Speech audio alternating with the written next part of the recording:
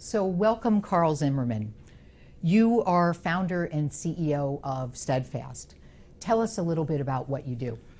Well, Steadfast is a IT infrastructure company. We focus on taking care of a lot of those core IT problems, dealing with the servers, the network, security, facilities that so many companies have to deal with but don't want to deal with. We like taking care of the problems that every company is dealing with, the growth of their IT side, dealing with more people working from home, dealing with adding more offices, needing more data, all of these concerns in growing, changing, adding, technologies changing, and we try to simplify all of those things. We take care of a lot of those issues for them, do 24/7 monitoring and management, and really help a customer from beginning to end with design, engineering, implementation, 24/7 monitoring and management, and try to make their lives easier.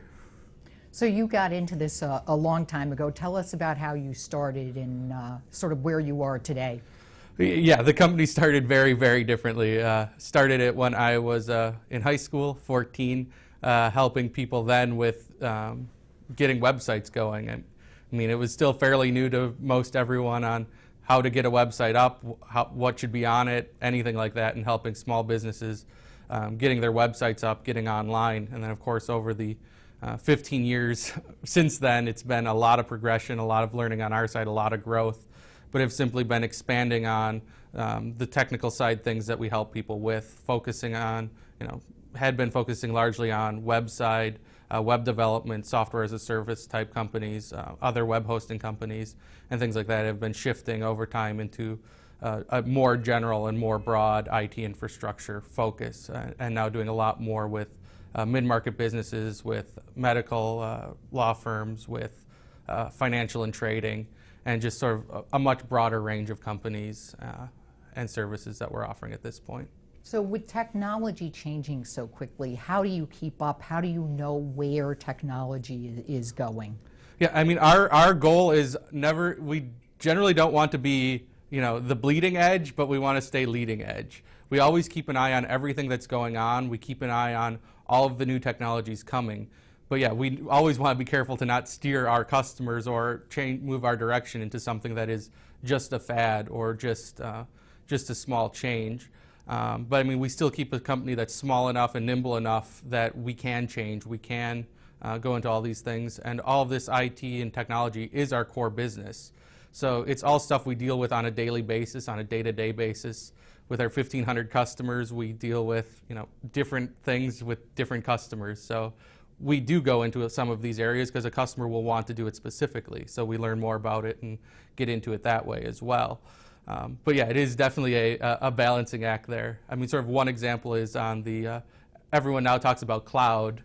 I mean, we've been doing virtualization products and clustering and all of that for 8, 9 years now, where of course it wasn't called cloud. No one called it cloud at that time, but we hesitated then in calling things cloud. But for us, it wasn't really a change or a new development. It's been something we've been doing for 8 or 9 years with just a couple little changes and a little changes in marketing, and it seems to be everyone now knows what we're talking about.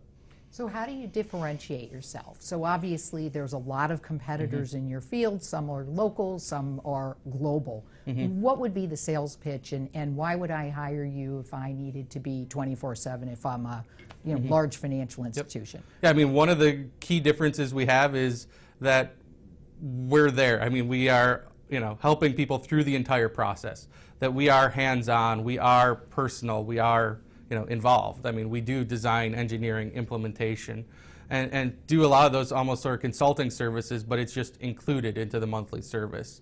We're not going to charge extra for those things. We're going to meet with a customer face to face. We're going to talk with them over the phone regularly on what their design, what their goals are, what their plans are, and all of that. That it's not like a sort of an Amazon Web Services where they give you a whole ton of tools, but you have to figure it all out on your own. I mean, we're there to help with all of these things, to figure out what you want to do, what your plan is, to assure that you can grow, scale, and all of those things. We're looking at the big picture. We're looking at a long-term relationship with our customers, not looking at the short term. So it's sort of a personalization thing. Yep. And relationship. So you have one location in Chicago. How far afield do you go? I know you also have New York. Well, yeah, we're primarily out of Chicago. Right now we have 2 data centers in Chicago and 1 data center in New York. We do plan on expanding out in the New York area in the near future. But our focus right now is going to be focusing on sort of the Midwest region and the Midwest area, looking at opening other sales offices in the Midwest region so that we can get, that personal touch and that personal reach with other people while still staying in the Midwest. So how many people do you have working for you now? Right now we have about 35. And how many did you start with?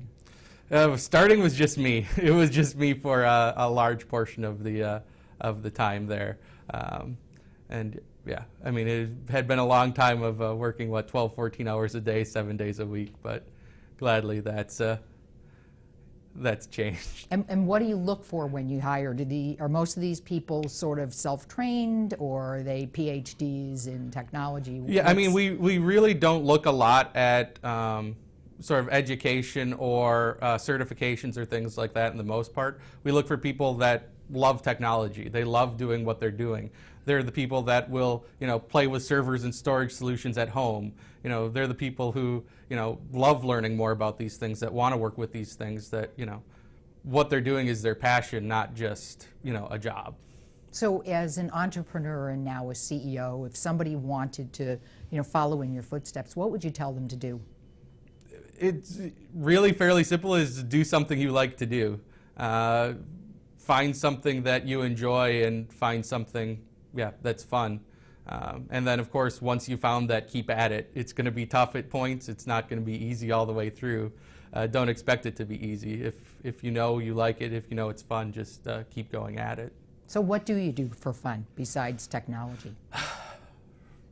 I like movies, I have a Scotch collection, football fan, being from Wisconsin, a Packer fan, so that's been fun in Chicago.